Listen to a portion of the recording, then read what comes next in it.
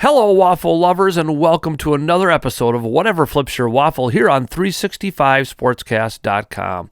I'm your host, Mark Domeyer, coming to you, as always, from the bunker, deep in the heart of southern Minnesota, and there's plenty to talk about this week in Minnesota sports. I'm glad you've decided to tune in and listen to us sit here, talk a little bit about some Minnesota sports. Welcome to those of you who come in every week for the Waffle Flipper, and welcome to those of you checking things out for the first time. We're going to start this week pontificating a bit on the demise of the Minnesota Timberwolves. I'll tell you what, there's probably never been a 2 versus 7 seeded series in any sport where you walk away from it and say the best team was the 7 seed and didn't win. It seems odd. The Wolves should have won this series, blowing big leads three times double-digit leads in the fourth quarter, and you can't close things out and win, especially when a game is on your home court. It's really difficult. And here, to me, when you look at the Wolves in the offseason and say, well, what do you need to improve on? Maybe you're going to go out there and look for a free agent who could make a difference. How's that going to work? It comes down to this. You have to be able to get a rebound every now and then. You have to keep the other team off the offensive boards. One of the games, there was one player from Memphis who had 7 offensive rebounds in the fourth quarter alone.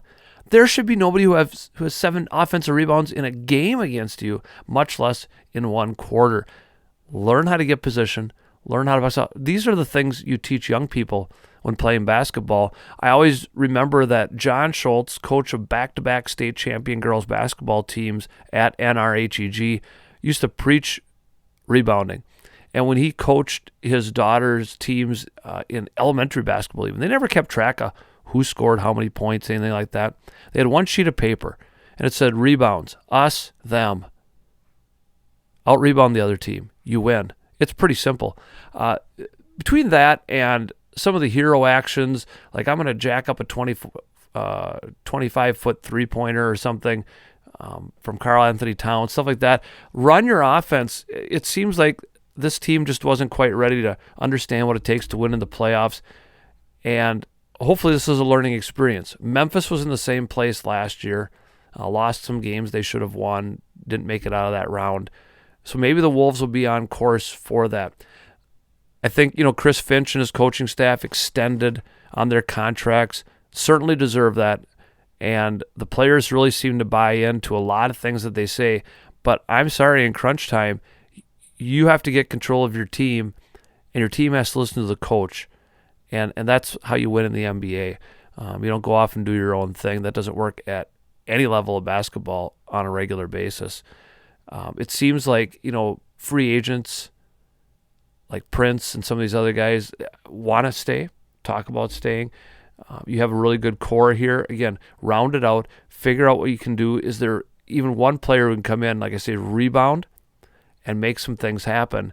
And this Timberwolves team could be pretty exciting to watch. I have a feeling that based on the offseason and what happens, they're going to be highly regarded coming into next year. And we talked a couple months ago on this show, the idea that, hey, you're making the playoffs. It doesn't happen often here in Minnesota. But now next year, you have to take that next step. You don't want to be in the play-in tournament. You want to be in a position where not only are you not in there, but you have the home court advantage. You want to be one of the top 4 seeds in the Western Conference. Not easy to do, but if you continue to develop and learn from the mistakes of this year, a lot of things exciting could happen for the Timberwolves. So they'll be off our radar for a little bit until the NBA playoffs are over, and we'll start looking at the draft and free agency and all of that fun stuff. But speaking of drafts, there's a pretty big one this past week. And after this little break, we're going to be back with my interview for the week. This week I talked to Troy Ramage of @Vikings Daily. You can find that on Twitter, a lot of good stuff there. And we're going to recap the NFL draft and what the Vikings did. Stick around.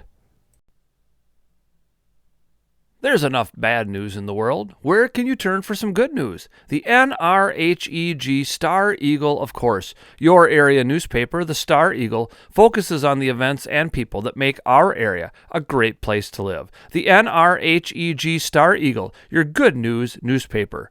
To subscribe or advertise, contact Eli at 507-463-8112 or steagle@hickorytech.net.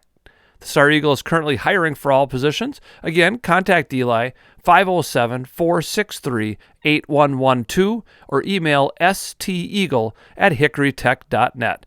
And as an added bonus, if you subscribe to the Star Eagle, you get to read the Waffle Flippers column every single week.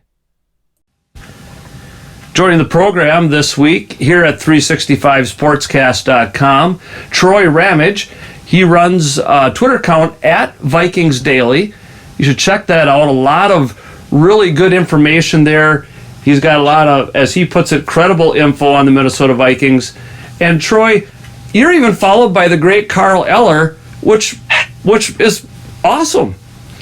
Welcome. Welcome to the show. Yeah, thank you, Mark. That was a big one for me. I'm an old timer, so I remember watching them play. That was Bud Grant, Fran Tarkenton, Chuck Foreman. A lot of the ones I grew up with also follow us on Vikings Daily, and it was I don't know if they talk to each other or why, but it's kind of interesting. I've been a big fan of them, and going back, Alan Page, Paul Krause, who aren't following yet, if they listen. Right. we can hope it. Go ahead and follow. Yeah. Hope we'll expand your fan base even a little bit more, and there you go. And yeah, when you have those heroes of the teams that you follow start to follow you and pay attention, that's an awesome thing. It is. It is. It just, so I got to watch the language. I don't want to lose anyone. But we do that anyway. It's what we try to be, just to explain the Vikings Daily site.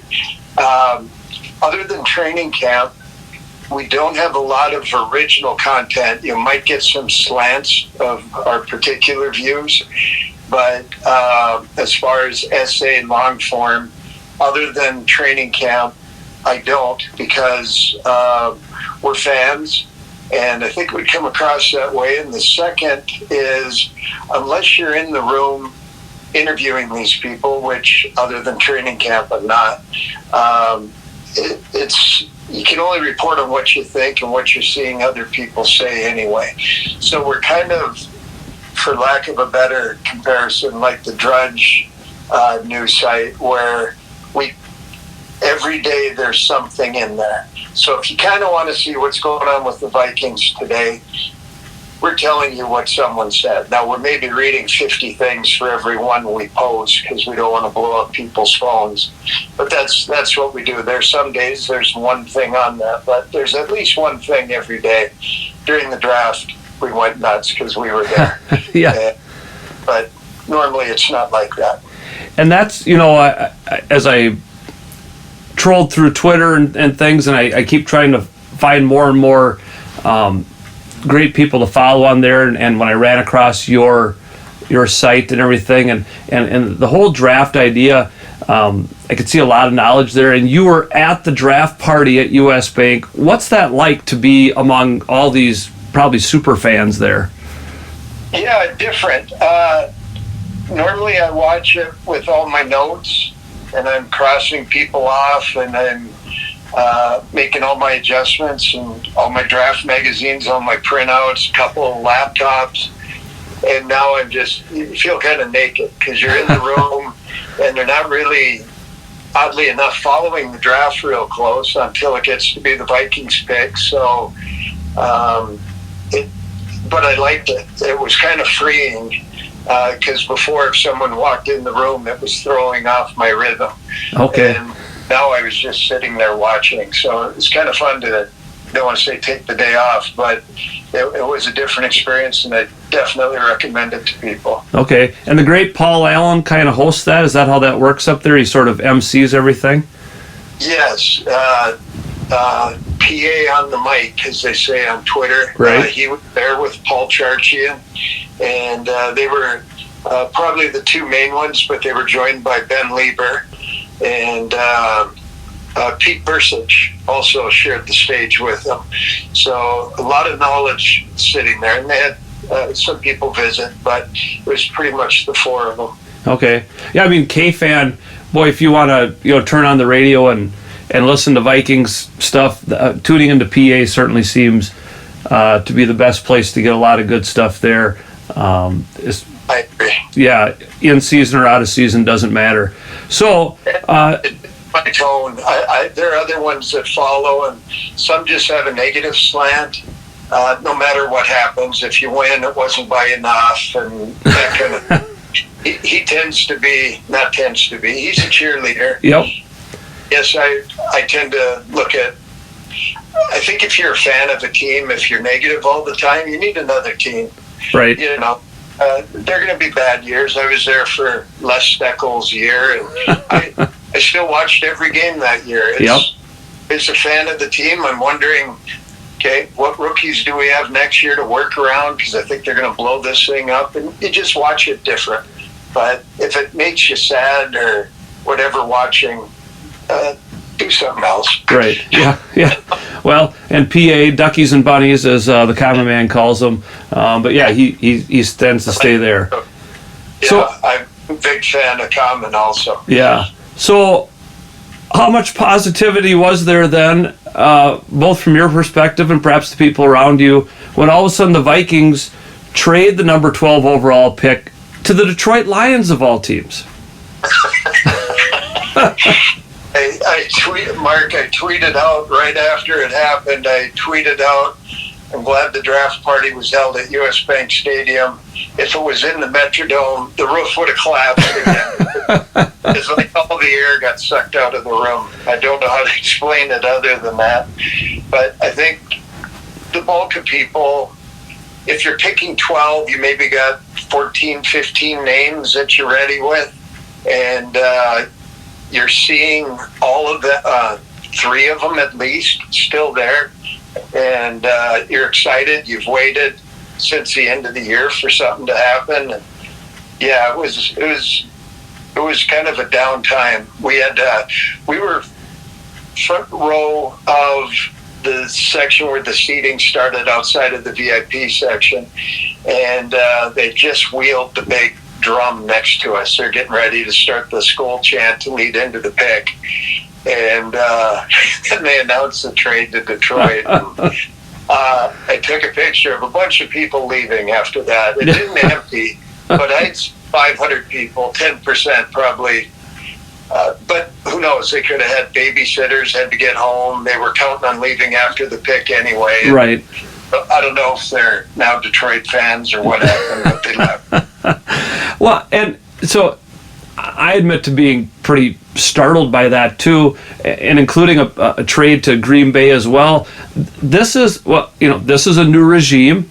I can't imagine previous regimes even thinking about trading within the division. Yeah, he really sent a message. His first 2 trades were to division rivals. You know, a little later on, it's in your notes, but I'm sure first trade, we traded back. Detroit picks a wide receiver that a lot of the fans around me were hoping it was him. Then our next trade later on to Green Bay, and they pick a receiver that the remaining fans were. There were people calling for him at 12. Like, boy, it's too early to take him at 12, but we can grab him by the end. And NDSU alum Christian Watson was the they ended up with. So here we gave Aaron Rodgers a weapon that he wanted. But I don't know if you saw Kwesi was asked, obviously, on it. And his answer was, they got to play us, too. I don't worry about what they're going to do. Whatever they're going to do with the pick, that's their choice.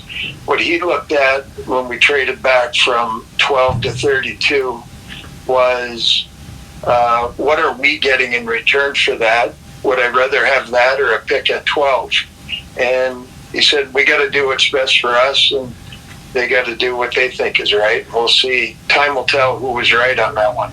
Well, and I saw he said, like with the Lions, if they didn't trade with us, they were probably going to trade with somebody else around the Vikings pick or shortly thereafter, they were going to, get after a quality player one way or the other. He said, we might as well have their picks then.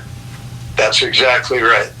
And I think a lot of people, they're saying, where's the analytics? This guy, Kwesi came in, he's Princeton educated in economics, and he went to Stanford and got his master's there. And he's the big analytic guy from San Francisco over to Cleveland. First general manager to come in with an analytics background. And they were like, what are the analytics? What happened to the Rich Hill or Jimmy Johnson trade chart? And I'll tell you, I think I figured out, I don't know what he's doing. I don't know his algorithm, of course, because unless you're in the room, you wouldn't know how he ranks what players. But my guess is it has absolutely zero to do with the draft chart. It would have to do with how do you rank a player?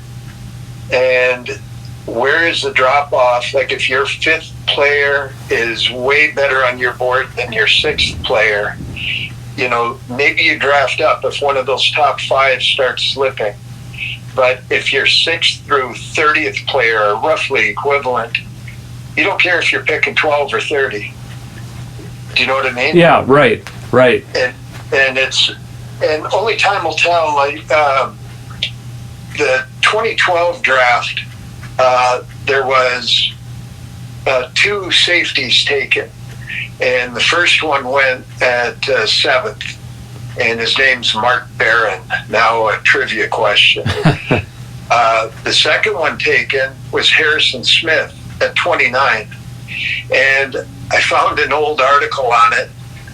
The Vikings needed a safety. They could have taken Mark Barron. They had multiple picks in the first. They used, I think they went Khalil with the 4th pick, something like that. They traded out of the 3rd spot with Cleveland, went back to 4th, took Khalil, and then later in the round got Smith. It was like they could have had Mark Barron.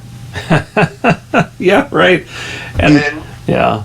Time will tell. Once you put a name on it, it makes it different. And right now, we don't know the names. It's learning how to pronounce them. What are they like?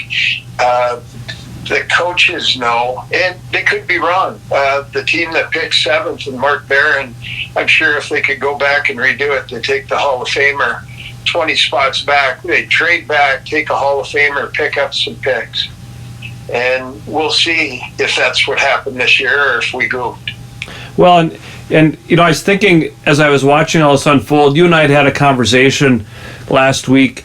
Talked about like value-based picks and positions and everything. Like what the more valuable positions are. And at the time, you had told me you thought the Vikings might look to possibly take a receiver, which seems odd to some Vikings fans, but also looking at what is a valuable position and the cost of a rookie contract and what they contribute and how all that works. Maybe talk about that a little bit for the listeners. Yeah, as I told you, if I had to guess, I'm glad we didn't record it, because I didn't even post. I had done all kinds of mock drafts. I never posted one of them because I kind of don't care on mine or other people's. I really care who the Vikings are going to pick. I don't know who cares who I think they're going to pick. But when Kwesi came in, he said value and valuable almost more times than anything else when he talked on analytics. So I didn't know what he was going to value. Like if I went to you and if you're saving something of value to you, are you running in, grabbing a big screen TV? Are you grabbing your photo album? What do you value? Right. Yep. You see people in a panic valuing wrong things sometimes. And I thought he would go where the money was. I thought value would equate to dollar amount, which I thought there's a chance at 12. Is he looking?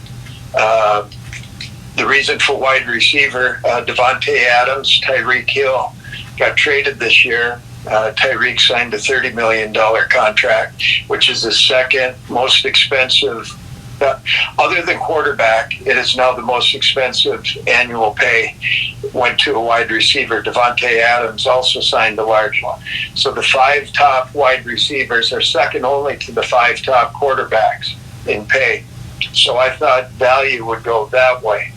The other way value could go is you can value experience, you can value work ethic, you can value maturity. There's all kinds of things to value, and I don't know how he built his list, but being around, I know your son is in sports, and you've been around it your life. Yep. And, you can value the wrong things. There were so many people valued Johnny Manziel coming out, right. Trade up, get him.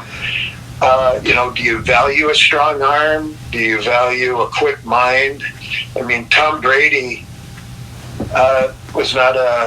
didn't look good in shorts, couldn't run a 40. What do you value? And it's odd, but I think we got a little bit more of a clue. We'll have even more of one after the second and third draft on what he values. But I did see a pattern here, Mark, that was interesting. Okay. I got to go deeper diving. I've been driving, and I had the time to do some of what I'd normally do. But our first pick, which you get to, but I'll come back to some of the players as you want. But he played all 14 games as a freshman. Second pick, Andrew Booth, played 13 games as a freshman.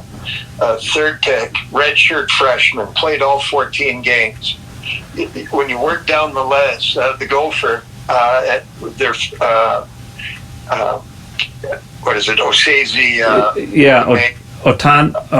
See, I'm learning how to pronounce them too. Atamolo? Yeah. I'll go with yours. Yeah, okay. 13 games as a freshman. Next pick, played as a true freshman. Next pick, also played as a true freshman. So that's something that they maybe value. It's hard to tell where they place their emphasis, but it was quite a coincidence that when you're at Georgia, I'll go back to the first pick, Lewis Seen. When you go to one of the top teams in the nation and you play all 14 games as a freshman, that's saying something. Right. Usually you can see the field. Yeah. And so these are, and another commonality, first pick, Georgia, our second one, Clemson, LSU, Oklahoma. We didn't reach for some small school ones that I had done some deep dives on. There's a linebacker out of Montana that I liked. There, the NDSU receiver, Malik Willis, everyone watched fall down the draft board at Liberty. How much do you value being from a top club? Some may say, I don't care if he can run faster or jump higher. Others are like, we get to see him against other NFL-type players. Yep. And that's where, I don't know how they valued things going into it. So I just went to money as a value. But they went safety, cornerback, guard, linebacker as their first 4 picks. Cornerback's the only one that the market value is real high. Guards are cheaper than tackles. Linebackers are about the cheapest thing you can get. Top 5 safeties don't make much compared to quarterback, wide receiver, defensive end. So now I know a little bit more when he says value and valuable, what he's looking for. Well, and that's an interesting look at these guys who are playing early at successful programs. I love that take on it because, they are, you can be Malik Willis at Liberty, and who are you playing? You can put up good numbers, but if you're playing at Georgia and Clemson and LSU, like playing in the SEC and playing in the Big Ten and places like that, that's the best of the best all the time. I agree. And maybe jumping ahead to Lewis, seeing their first pick when they trade back, they could have had Mark Barron this year. They could have had the top safety in the draft, got taken ahead of them, Hamilton from Notre Dame, which I liked. Hamilton ran a much slower 40. I think he was 4.7 at the combine. Lewis Seen, who we drafted, 4.37. He missed 11 tackles in 3 years. He missed 11 tackles playing against the competition, that high level. Right. He had penalty. One penalty all last year. I mean, we have cornerbacks that get that in the first quarter. I was going to say, even Harrison Smith tends to get his 1 or 2 a game back there. Exactly. He led the team. He had 9 pass breakups that led the team. He had more pass breakups than the cornerbacks. He led the team in tackles, 73 tackles. This is arguably the best college defense that's ever been assembled. There were 5 of them taken in the first round, and they were all defense. And he led the team. And he was the quarterback of the team. When you're lining up, you're wondering where to go, you look back at him, he's pointing. Yep. So he was all scholastic in high school. He interned at Morgan Stanley. But if you're the top tackler on the top defense ever, and you were the quarterback of the defense, they maybe had him ranked higher than Hamilton, and he's faster. Right. So I don't know. You can't teach fast. No. And he's apparently very smart. You can teach him everything else. Well, they might need his speed to keep up with the new receivers for the Lions and the Packers. Well, and the first talks out of the Vikings and head coach Kevin O'Connell and these guys, they think they can put Scene and Harrison Smith and why am I blanking? Bynum all in the field at the same time. I hadn't heard that. I was wondering what they're going to do with Bynum. Boy, Bynum, when he was drafted, we took him in the 4th round. He's like the 125th pick. But he was drafted as a cornerback, or he had played cornerback.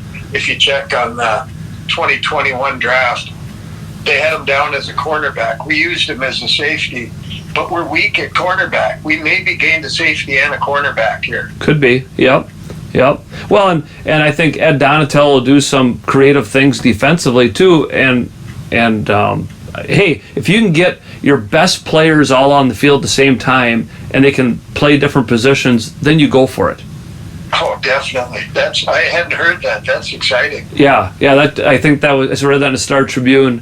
In the Sunday paper, something like that. It made me feel a lot better, about that pick. So round two picks. Andrew Booth, the linebacker out of Clemson. Ed Ingram, an offensive lineman out of LSU, because we need to have at least one LSU guy in every draft.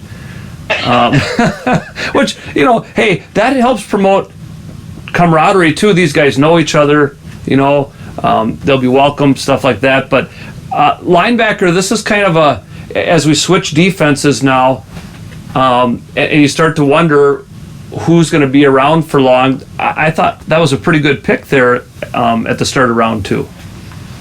Love it. Andrew Booth, going into the draft, if you check NFL.com on their predictions, Bucky Brooks had Andrew Booth going to the Vikings at pick 12. Oh, okay. So, and Bucky Brooks is one I tend to follow a bit. Not that he's right on where they're going to go, but you kind of get an idea how high he values people. He didn't go at 12. Obviously, we got him at 42. But if you can get Lewis Scene and Andrew Booth with the 2 picks instead of Hamilton, Kyle Hamilton at safety. Time will tell again, but we've got them both. That trade looks better when you look at it that way. Right. It's hard. That's the part that's also hard to say. Like ESPN, Tannenbaum projected at 12 we'd take Trayvon Walker, who went first overall. Right. Yeah. So on the Rich Hill draft chart, first overall is 1,000 points. When you drop down to second, it's worth 717. So if you go by the trade chart, Trayvon Walker is, 283 points better than Aiden Hutchinson. Yeah. Now, if you're most people following, I think Aiden Hutchinson was pretty much the consensus best overall. Now, I don't know how Kwesi's algorithm works, but when Trayvon goes, if they had him valued like Tannenbaum did as the 12th pick, if they had Trayvon Walker as a 12th overall value, that'd be 347 you're putting them at. That's what the Vikings... Pick 12 is worth 347. Okay. Pick worth 1,000. So if Trayvon would have gone 12, he's worth 347. Well, they took him at 1. Yeah. So now, and that's a big drop to Aiden now. Aiden's almost affordable, for some people to move up and get him. Except you can't. Detroit ran the pick up because he's from Michigan. Oh, yeah. They ended up with the first overall pick in the second position, more than likely. Right. But again, time will tell. If Trayvon goes on and is a world beater and Hutchinson's a trivia question. But I think his algorithm has to do with the signing points to how they see the player and has nothing to do with where you pick in the draft. Right.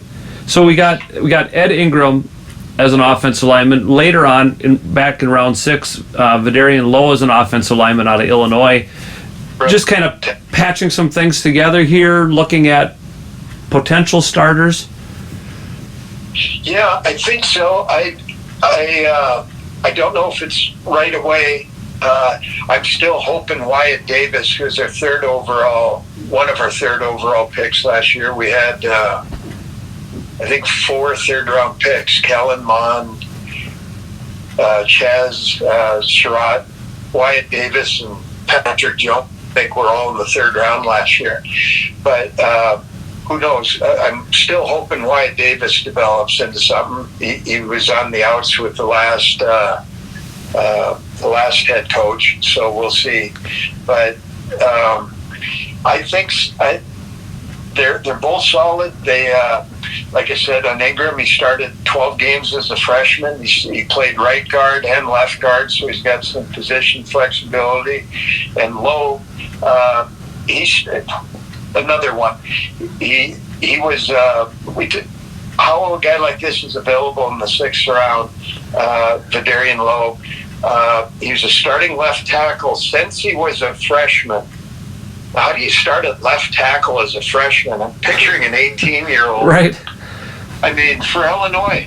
And he set the Illinois record, the all-time record. He had 52 career starts.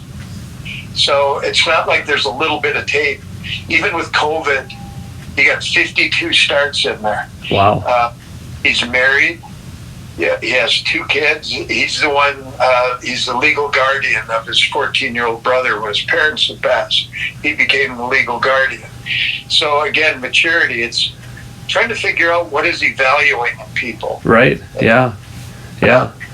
We're here with Troy Ramage here on Whatever Flips Your Waffle this week. He's got Vikings Daily. You can check that out on Twitter. A lot of good Viking stuff here. We're kind of working our way through the draft, back and forth, not always going in order because that's not always how things work. Round 3, Brian Asamoah. Again, I'm guessing at some names. Round 4, Caleb Evans. Impressions of these guys. We need a cornerback. Evans fits that mold. Yeah. Brian's interesting. Similar to Lewis Seen, the first pick. Seen was from Haiti. Brian was from Ghana. Brian led the team in tackles as a sophomore and junior. Came out then, but it's to be. They not only played, but they played at a high level. He's going to be a good fit for the 3-4 they're going to be running. 6'1", 226, 6 feet. The main knock on him is his height. His other measurables, speed, strength, all those are good. But it's a little bit like John Randall, where he had to fake his weight to make the team. Right, yep.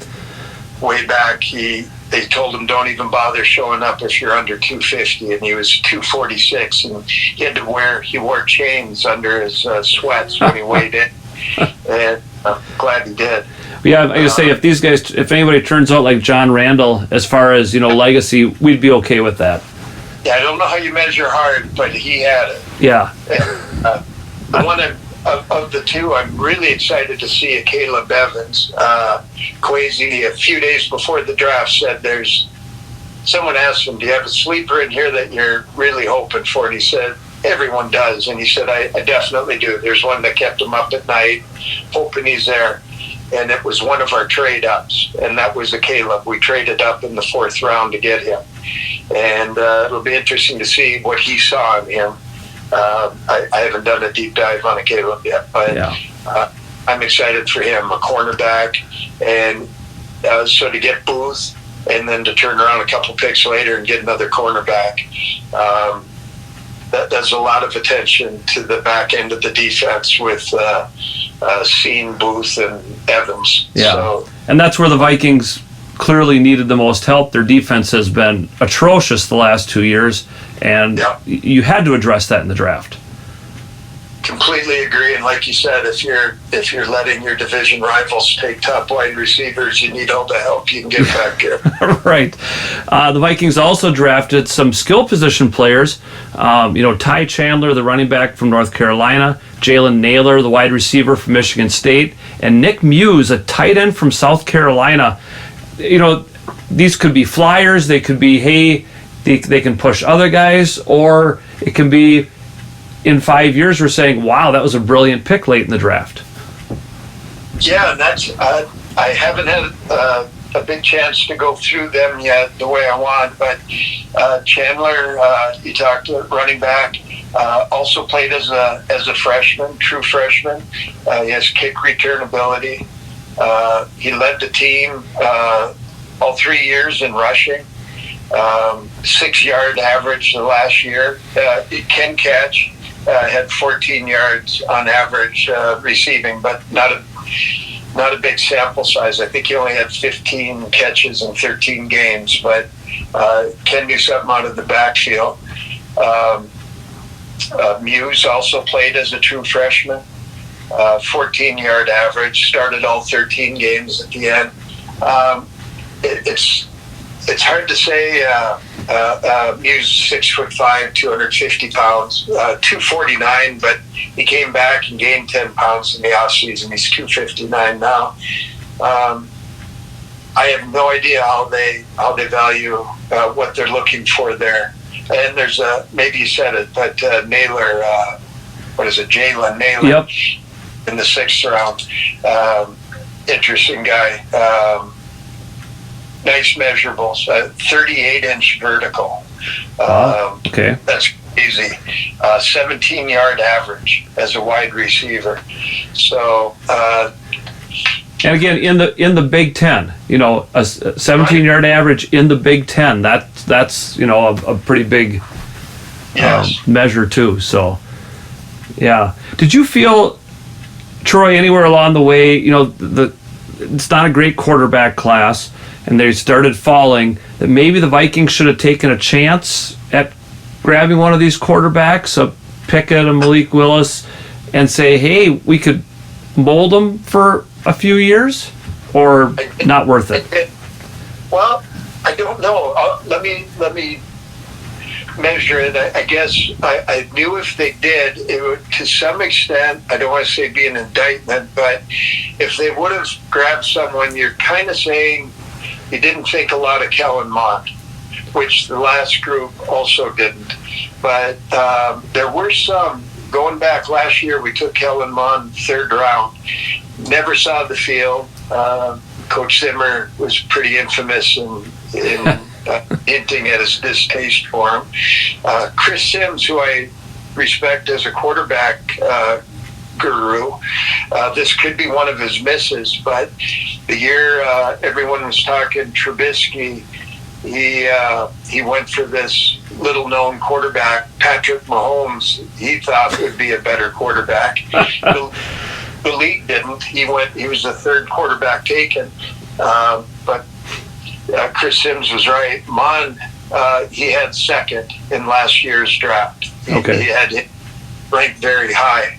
So if they have something, I know they didn't get to see him practice last year, but I know the year before both Coach O'Connell and GM Kwesi Mensah they were in a position to do research on Mon, so they have their own evaluation of him, and I don't know what they think of him, but they need to have something as a hedge.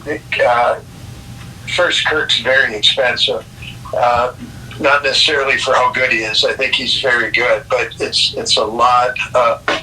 If you have nothing behind him, you don't have anything as a negotiating when you're going to the table again next year. Right. So hopefully, I thought they'd draft someone just for that, if nothing else. Well, and when they didn't, my thought was, hey, we want to feel out Kellen Mond. We want to see what you have.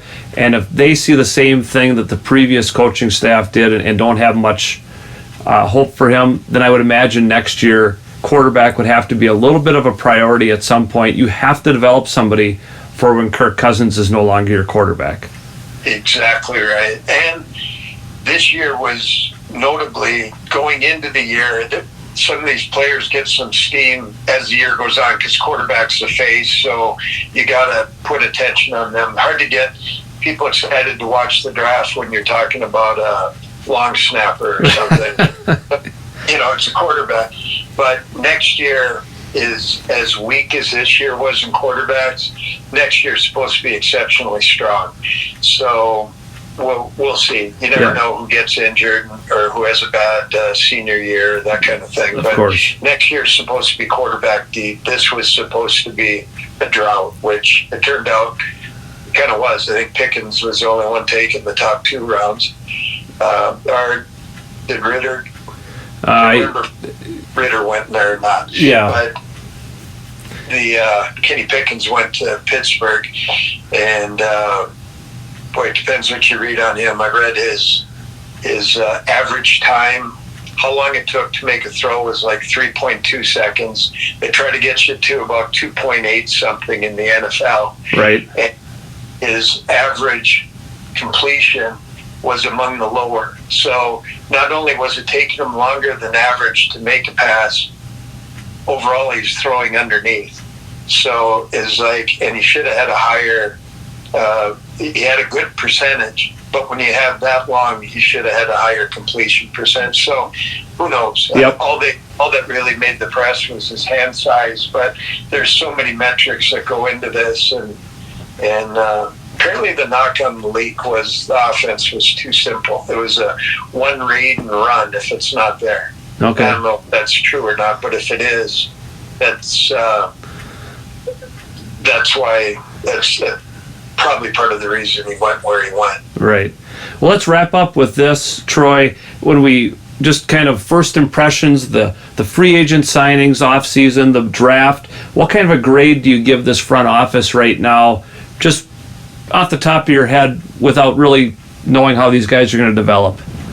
First, I'm a homer, so I probably grade pretty high, so I'm not going to do it. I'm going to probably give the same grade that I'd give every year if I could go back and grade. I'd have to say almost after every draft, you got to go incomplete because I've seen so many grades. I saw the Harrison Smith grade was a low grade. Mark Barron was a high grade.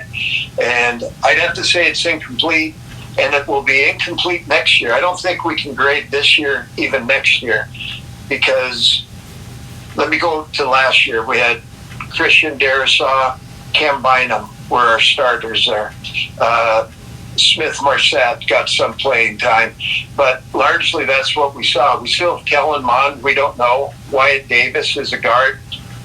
Patrick Jones, defensive end. We don't know how they're going to pan out. Jalen Twyman taken towards the end, defensive tackle. They're saying this could be his year. Now, if that happens, I think after 2 years you can kind of grade a draft. this year I'm really lost on it. I don't know what to say there. What would you? Well, I'm a homer too, and I'm a teacher, so I know all about grading. And I'm feeling really good right now.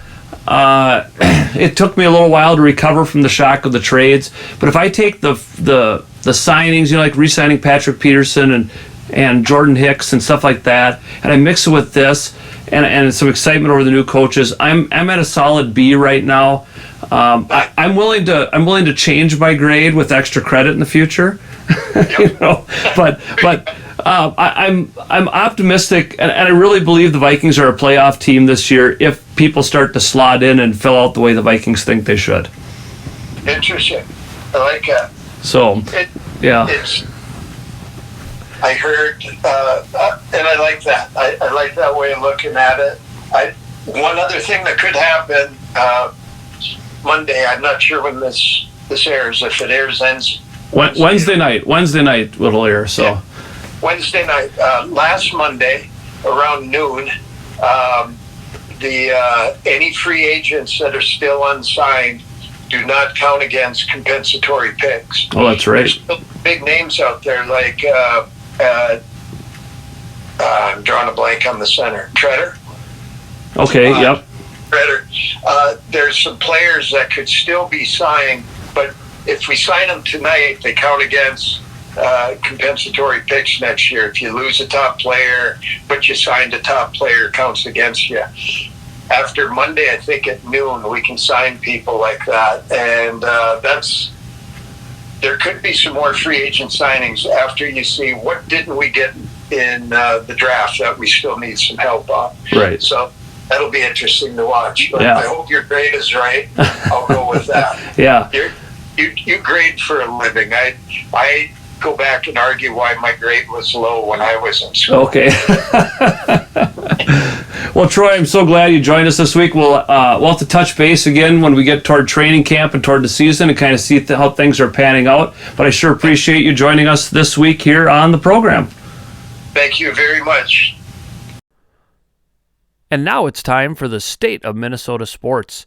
We'll start with the Wild in their playoff run here, losing the first game at home against the St. Louis Blues. And again, the trend continues. And you knew that Coach Evason was going to be questioned if they lost. Basically, why did you start the goalie you started? And he went with the veteran in Fleury to start the game. Wild lose 4-0. I don't think you can place all the blame on the goalie. The defense just wasn't there, some penalties and everything else. But the Wild and Blues are getting to be like the Twins and the Yankees. They just can't seem to get over that hump and beat them. Now, one can't imagine the Wild, as talented as they are, getting swept in a four in a row here in this best of 7 series. But they're going to have to regain some composure as one of the better teams in the league. They have to be able to get over that. They've lost home ice advantage now, but we'll see as you are listening to the program, they're getting ready to lace up for game 2. And it's an every other night series here in the NHL. So hopefully we'll have something more positive to talk about next week, and not that the Wild are on their way to the offseason just like the Timberwolves. The Twins, on the other hand, are continuing a solid run of baseball here. They got through a pretty tough beginning of the season, and they face a May that is so plush with teams that they should be able to beat and handle. I had Wyatt Grosskreitz, who was on the program last week, stop by and said he thinks the Twins can win 20 games in the month of May as a minimum. That's something to be said.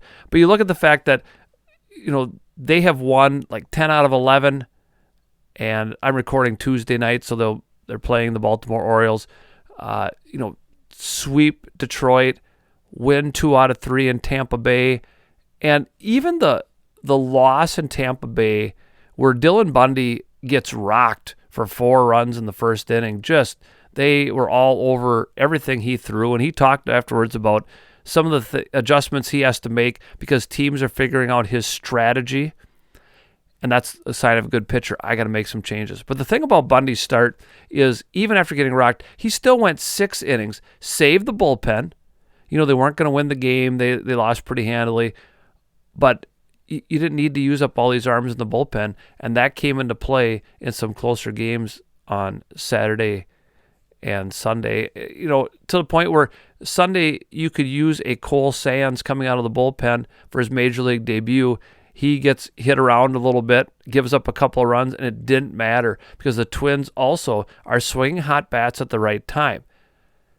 That first inning against the Rays on Sunday, they were all over Josh Fleming and hitting the ball all over the field. That's what you like to see. On the other hand, they come back like on Monday night against Baltimore, can't get a whole lot of hits. I think they had 7 hits for their 2 runs, but they get hits where it counts and when they need it.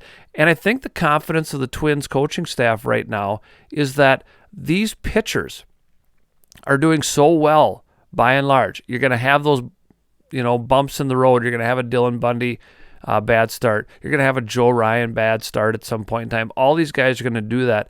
But their ERA is among the best in the league for their starting pitchers. The bullpen is, settling into some roles here. Griffin Jacks is pitching a lot better.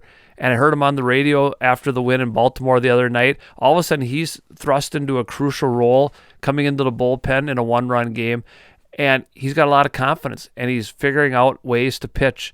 And again, Baltimore is not a great team, but these are still big league ball players, and they're there for a reason. Duran came in for his first ever save on Monday night. A lot of firsts for the Twins this week, and Duran gave us, a pretty experience-free ninth inning, you can put it. You didn't have to worry. Nobody got on base. 10 pitches, I think he was done. You look at things like that, hey, maybe here's a guy who can fit into a role like that. Josh Winder got a chance to start his first ever game. He'd pitched some, and that was probably the best thing in the world is he was able to have some experience, learn how to pitch a little bit, and then be put into a game. And it doesn't hurt when your team puts up 5 runs before you ever set foot on the mound. But he had some electric stuff out there. Boy, the future just seems bright. You can deal with a Sonny Gray being injured, a Bailey Ober being injured. You can deal with those things, and you've got these other guys ready to step up. Again, it's not going to be every single game. It's funny because then when you have a game where they don't win or get knocked around a little bit, you're thinking, what's going on? But again, as we've talked about in previous weeks, 162-game season, take it every 10 games or so and see how you're doing. And right now the Twins are in first place in the AL Central, and at the moment it doesn't look like anybody else even matches up with them.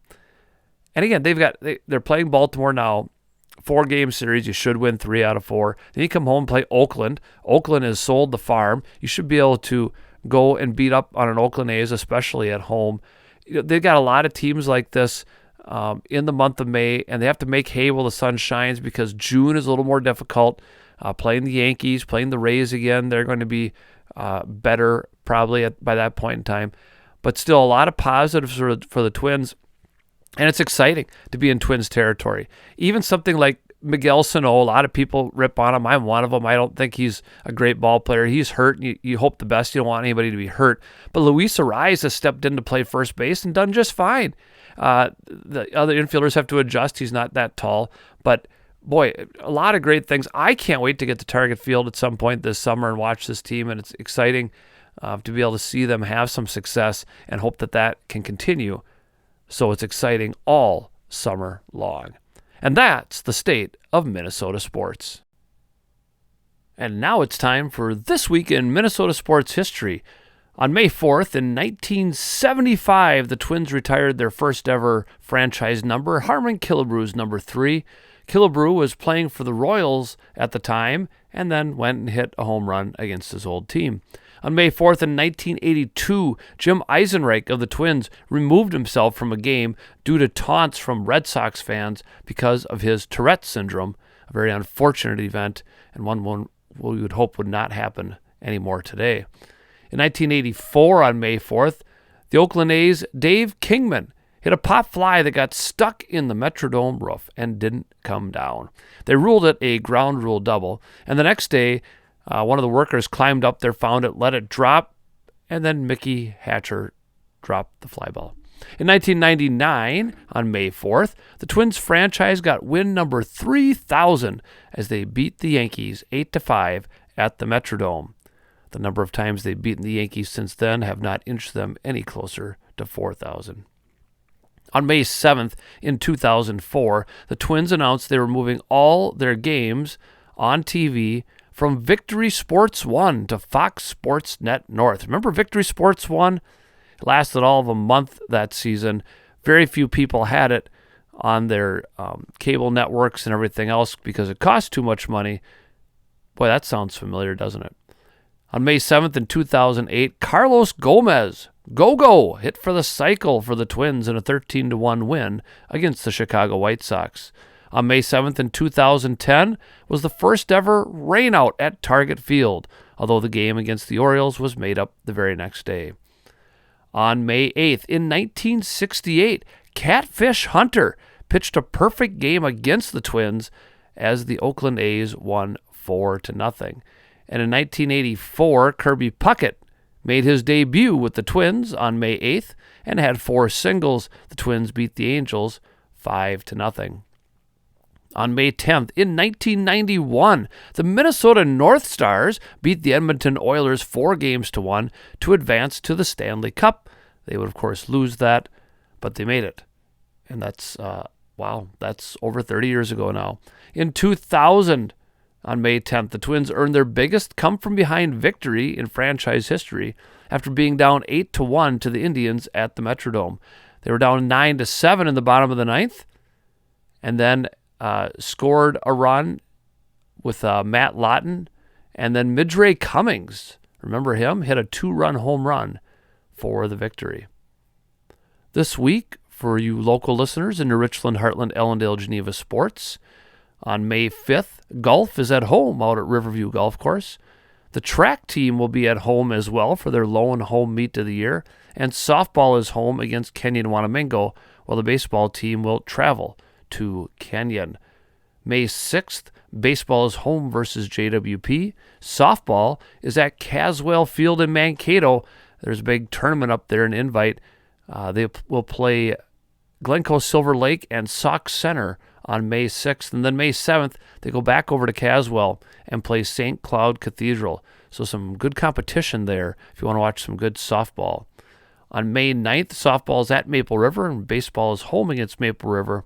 And then May 10th, softball is up in Waseca. Of course, these are all subject to change. Perhaps Mother Nature will be kind and generous and allow our teams to play. Well, that'll do it for another helping of waffles here at 365sportscast.com. I'm glad you chose to spend an hour with us and hope you'll continue to tune in each week right here at 8 o'clock Eastern, 7 o'clock Central. Remember, jot it down if you can't catch the original broadcast. Each week's episode will replay Thursdays at 10, Fridays at 7, Saturdays at 10, Mondays at 8, and Tuesdays at 10, all Eastern Standard Time. Shows also archive to YouTube. Search up whatever flips your waffle. You can check out any of our previous episodes as well. Remember, if you have thoughts about the show, if you think that you would like to be interviewed, email me, waffleflipper22@gmail.com, or message me on Twitter at MrD1973. Next week, it'll be right back into the world of Minnesota sports. Will the Twins still be in first place? Will the Vikings have made any other moves between last week's draft and this week? Will the Wild be eyeing a second round of the Stanley Cup playoffs? And how will the Minnesota Lynx have begun their season? Come on back and find out. I'll have another special guest to delve into all that and more. Thank you for joining me. This is Mark Domeyer signing off with Syrup.